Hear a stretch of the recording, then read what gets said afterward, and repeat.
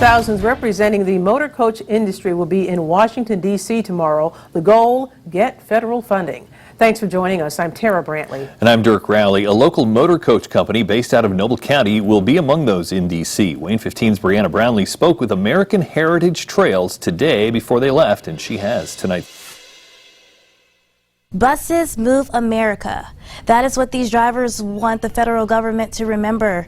Now tomorrow they will flood the Capitol to let their voices be heard, and what they are requesting has a $15 billion price tag. As soon as the pandemic hit, we instantly stopped. It was like somebody threw a switch and all of the buses basically came to a halt.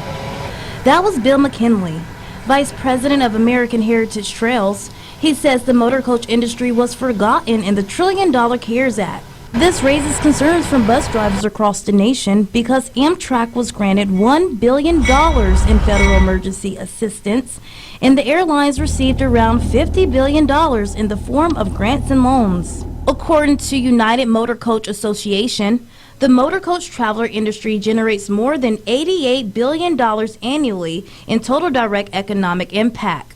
Since the pandemic, this industry is at a loss of $6 billion. Without motor coaches, folks wouldn't be able to transport to amusement parks and hotels, museums, so it is an important part of our economy. Motor coaches are not to be confused with city buses. Their passengers also include the military, students traveling to sporting and educational trips, and American evacuees during natural disasters. When FEMA needs that disaster relief or evacuations, mass evacuations, the motor coaches are first on the line to do that.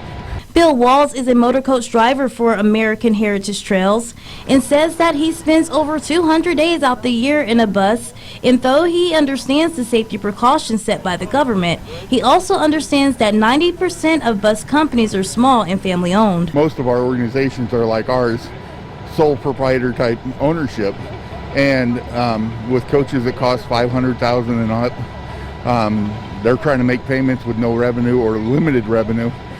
I reached out to Congressman Jim Banks, and he sent in a statement, "We're working to get everyone the help they need, but the best way to help businesses now is for public health officials to help us safely return to work and figure out our new normal."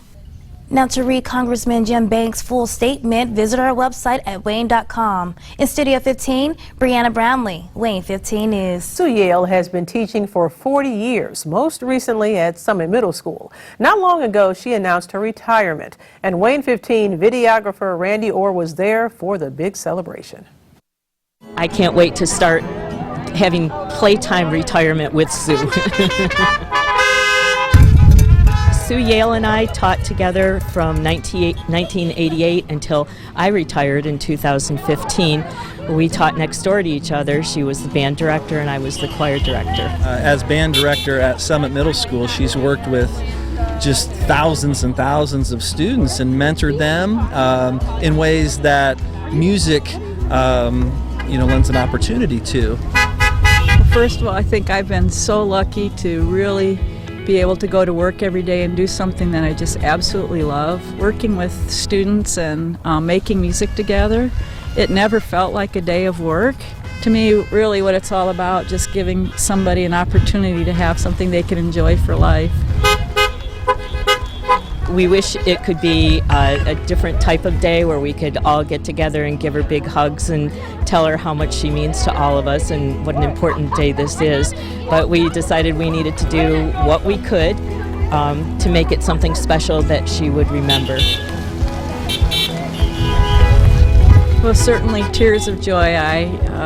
Tears running down my face, seeing teachers that I've worked so closely with and students that have stopped by and parents, and it's really it was really touching that they would do that for me today. I just can't even thank them enough for taking time out of their day to stop and do that. I want to stay involved in music. I'm involved with the community band. Music will always have a place in my life, and my husband retired 2 years ahead of me, and he's been waiting for me to retire so we can have some adventures together. So who knows what those adventures will be, but we'll get started on them as soon as we get a chance. Happy retirement, Sue.